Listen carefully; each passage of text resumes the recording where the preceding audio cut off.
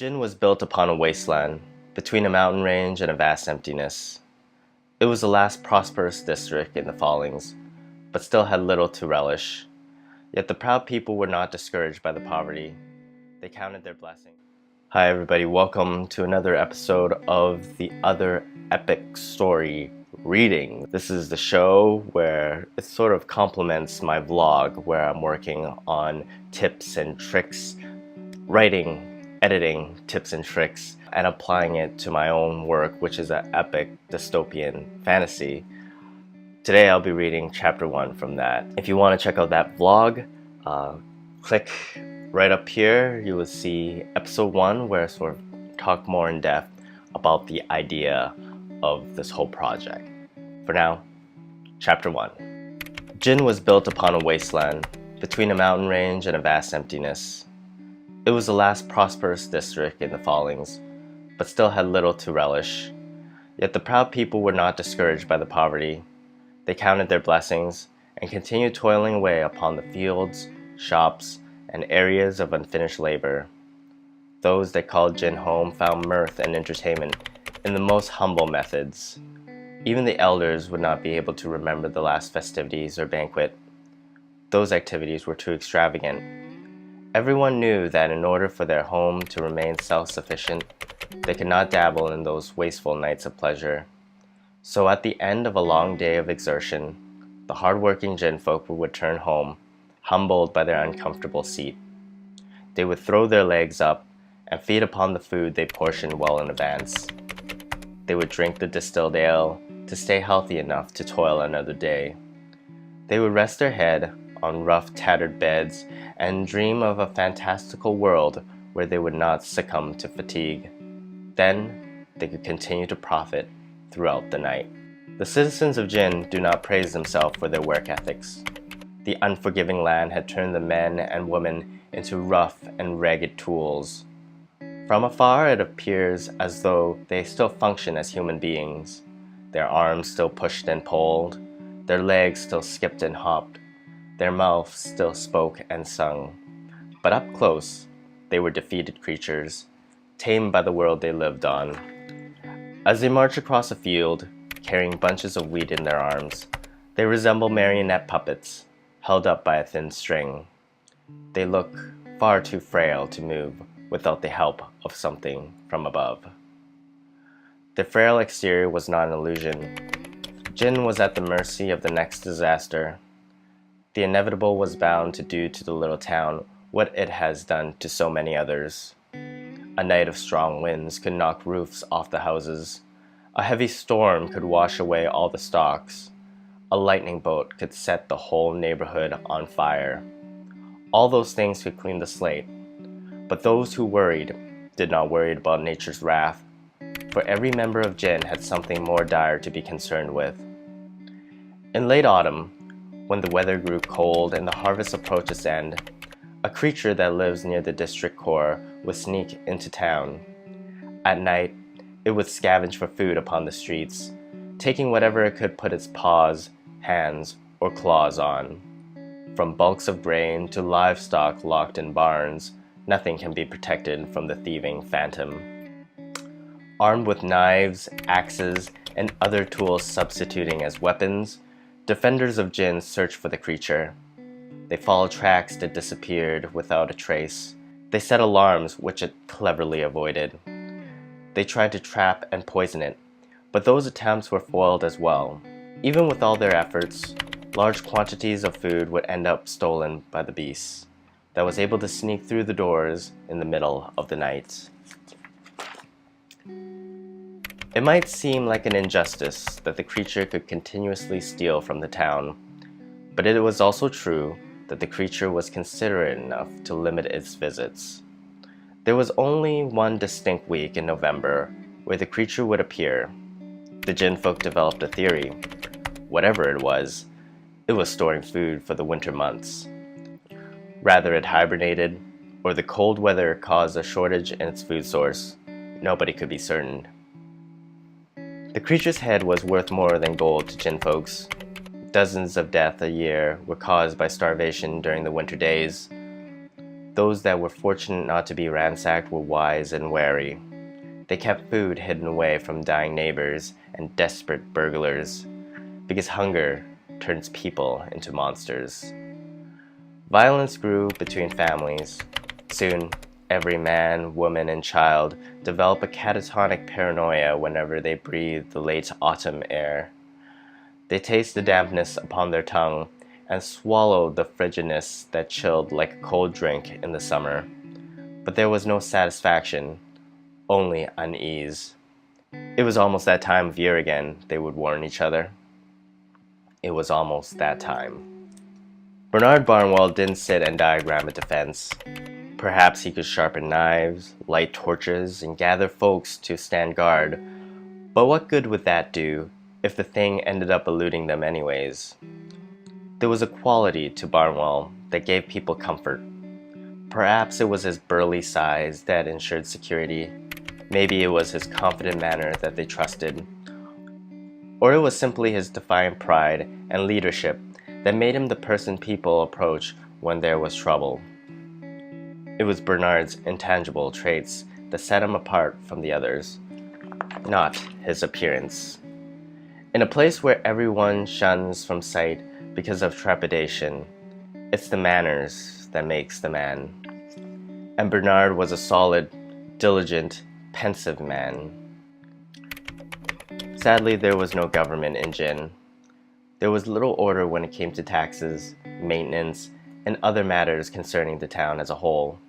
But there were men, many men like Bernard Barnwell, and they formed a small council.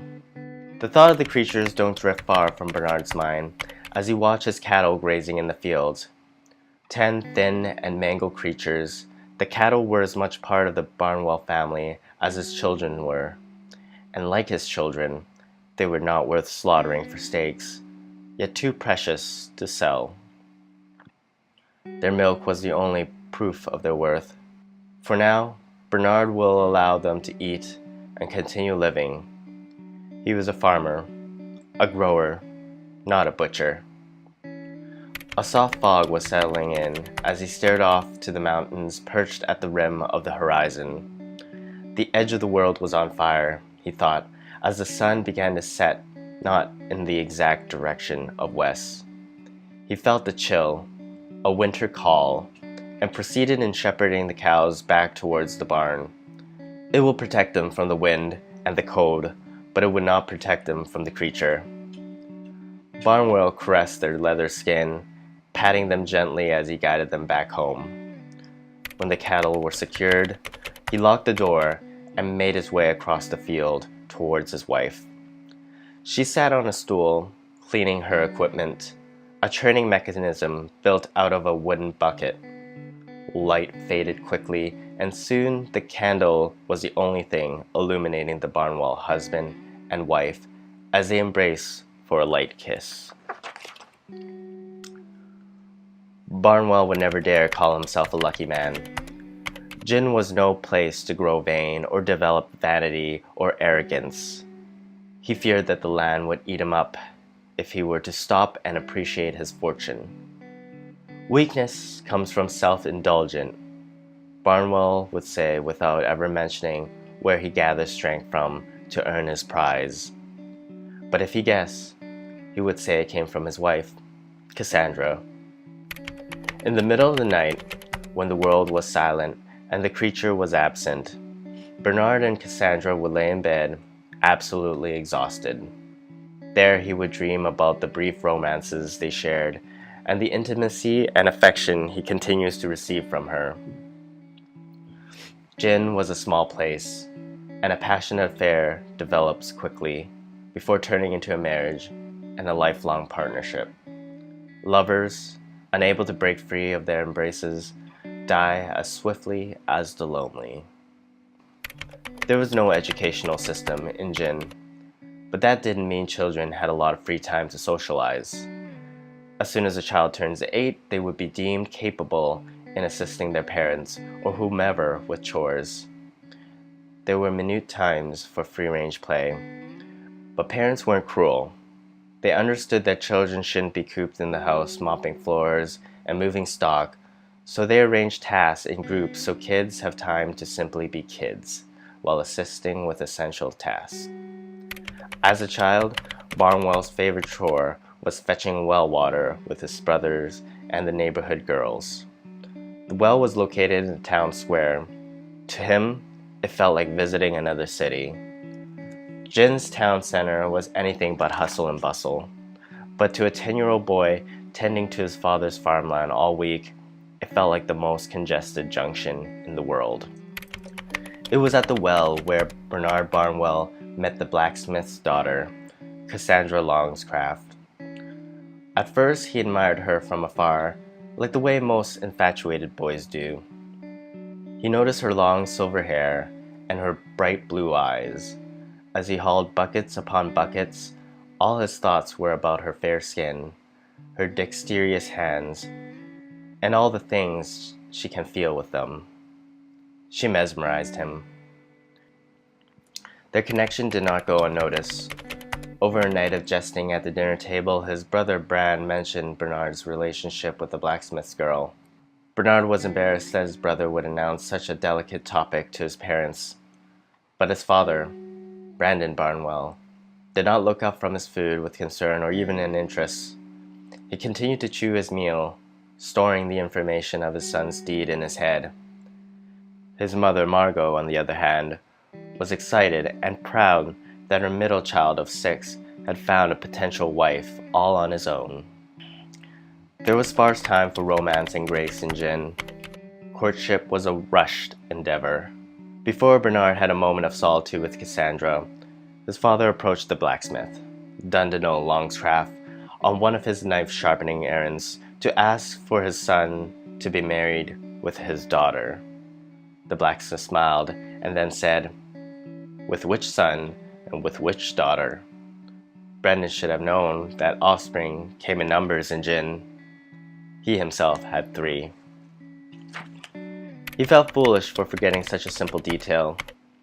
After a moment of caressing his beard and retracing his thought, he said, "Your daughter, Cassandra, my boy, Bernard, is very fond of her." "Cassandra is no wife to a farmhand," said the blacksmith, bracing the knife against the whetstone. "She's much too fair and frail. She won't suit the tireless work that your boy takes on. Cassandra is meant to be a tender housewife, one that cooks and cleans for a carpenter or a baker. She would not survive a day, let alone a lifetime on that field of yours, Barnwell. Though I am honored that your son admires my daughter so." "My boy has a way about women," said Brandon. "He is a very noble boy and would not wish to purge your daughter into a life of labor. If my boy is truly passionate, he would take all the duties himself and be simply happy to return home to your daughter. I raised my son well, and I distilled upon him much of my work ethics and grace. He would treat your daughter not as a working maid, but as a cherished wife. Therefore, I ask you again, would you please consider and join my family?" "You're incisive," said the blacksmith, analyzing the blade of Barnwell's knives. "And now, so are your tools." The blacksmith hands it to him and wipes his hand on the dirty rag. There is nothing more reassuring than a father's reference. Being a father to 8 girls, I know. I trust you, Barnwell, and I trust your son. Tonight, I shall discuss your offer with Cassandra and her mother. If they feel in the same mutual way I do, then it shall be done. May our children's life be the envy of others." The blacksmith offers his hand. They shook and returned to their business. Within the week, the marriage was set. There was no discrimination in Jin about the age of the newlyweds. Bernard will be turning 11 in half a year, while Cassandra would be 9 in a couple months. The matrimony was a small gathering of only close families and friends that could spare a break from work. Brief vows were exchanged, and a modest meal was enjoyed.